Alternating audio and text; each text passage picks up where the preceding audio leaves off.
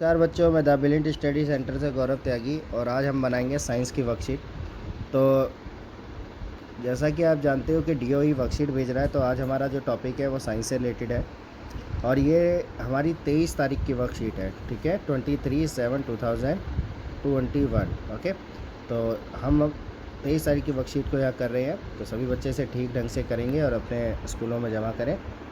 तो जैसा कि आपको पता ही है, इनके मार्क्स लगने हैं, तो इसमें किसी भी तरह की कोई भी गलती ना करें। ओके,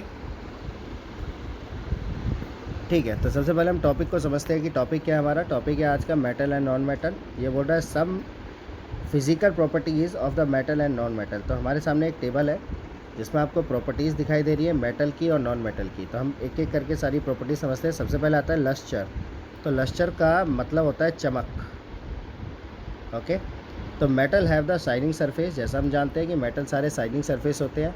जैसा अगर मैं कहूँ भाई शाइनिंग सरफेस मेटल बताइए, तो जितने भी मेटल है अगर आप उन्हें रब करते तो शाइनिंग सरफेस दिखाते हैं। जैसे आयरन है, गोल्ड है, सिल्वर है। ओके, तो they do not have the shining surface in non metal. Okay, दूसरा प्रॉपर्टी आता है हमारा हार्डनेस यानी कठोर।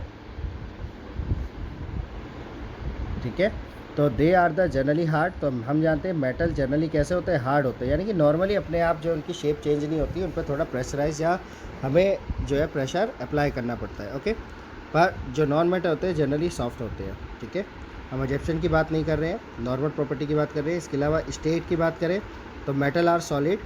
ठीक है, एग्जिस्ट एज अ सॉलिड, यानी जनरली सॉलिड ही होते हैं। बट जो नॉन मेटल होते हैं सॉलिड और गैस फॉर्म में होते हैं। क्लियर। मोबिलिटी की बात करते हैं तो यहाँ पे समझना जरूरी है कि मोबिलिटी होता क्या है। तो मोबिलिटी एक प्रोसेस है जिसमें हम मेटल को थिन शीट में बदल सकते हैं। यानी जब हम इसे बीटन करते हैं, जब हम इसे पीटते हैं, तो इसमें मेटल जो होता है वो थिन शीट में चेंज हो जाता है, पर नॉन मेटल में ऐसा नहीं होता। क्लियर। तो नॉन मेनेबल डक्टिलिटी यानी कि एक टेंडेंसी होती है जिसमें मेटल को वायर के रूप में चेंज कर सकते हैं, थिन वायर के रूप में। ओके, तो ऐसा मेटल के अंदर हो सकता है। तो metal can be draw into the thin wire, but non metal are non ductility. Clear, not ductile. Okay, इसके अलावा बात होती है conduction of the heat and electricity. तो metal are the generally good conductor of the heat and the electricity like a copper, silver. Okay, but अगर हम बात करते हैं नॉन मेटल की, are the generally poor conductor of the heat and electricity. Okay, जैसे हम plastic, rubber, tyre, tube कुछ भी कह सकते हैं। ठीक है, इसके अलावा सोनरस। ठीक है, सोनरस क्या होता है, एक साउंड होती है, साउंड वेव। ठीक है, जब कोई मेटल किसी हार्ड सरफेस से टकराता है तो एक साउंड पैदा होती है जिसे हम सोनार्स कहते हैं। ठीक है, पर जब हम नॉन मेटल की बात करते हैं तो उसके अंदर सोनार जो है वो पैदा नहीं होती। ओके, साइड में एक नोट है कि mercury liquid at room temperature. बिल्कुल सही, कि लिक्विड जो मरकरी जो होता है वो रूम टेम्परेचर पर लिक्विड फॉर्म में चेंज हो जाता है। और graphite is the good conductor heat and electricity. पर जो ग्रेफाइट होता है वो आपको याद रखना इज़ अ नॉन मेटल। ठीक है, तो ग्रेफाइट जो होता है हमारा एक नॉन मेटल होता है, पर इसके बावजूद इसकी मेटल की प्रॉपर्टी दिखाई देती है। और वो प्रॉपर्टी क्या दिखाई देती है कि ये गुड कंडक्टर ऑफ इलेक्ट्रिसिटी और हीट होता है। ओके, तो ये थे हमारे वर्कशीट के कॉन्सेप्ट। अब हम देखते हैं कि वर्कशीट में भरने के लिए हमसे क्या कहा गया है। ठीक है, थोड़ा सा मैं लार्ज कर लेता हूँ ताकि बात समझ आए। ओके, तो ये है name any 3 metal from our surrounding, यानी अपने आसपास पाए जाने वाले कोई भी 3 मेटल के नाम बताइए। ठीक है, तो मैं तो कहूँगा आप लिख दीजिए आयरन। ओके, जिसको हम FeV कहते हैं। कॉपर, जो कि पंखे में या किसी भी बिजली के मोटर में साधारण रूप से मिल जाता है, तो कॉपर। ठीक है, जिसे हम Cu भी कहते हैं। ओके, कॉपर को Cu कह सकते हैं। इसके अलावा आप गोल्ड लिख सकते हैं, सिल्वर लिख सकते हैं। ये सारे के सारे हमारे मेटल होते हैं। ठीक है, तो मैं यहाँ गोल्ड लिख देता हूँ फिलहाल।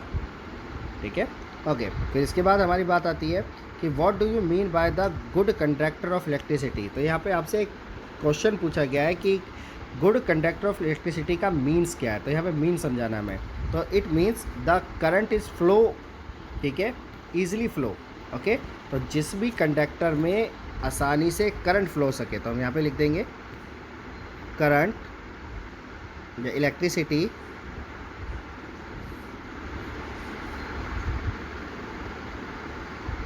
easily flow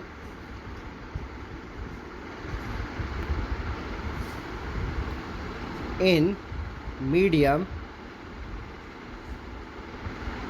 is called good conductor of electricity। Clear है बात। तो जब आपसे पूछा जाए कि गुड कंडक्टर ऑफ इलेक्ट्रिसिटी का मतलब क्या है, तो इसका मतलब होता है कि ईजिली जो है करंट फ्लो होना चाहिए। ओके, तो is called good conductor of electricity, ये इसके आगे कंटिन्यू में लिख दिया जाएगा। क्लियर है? ओके।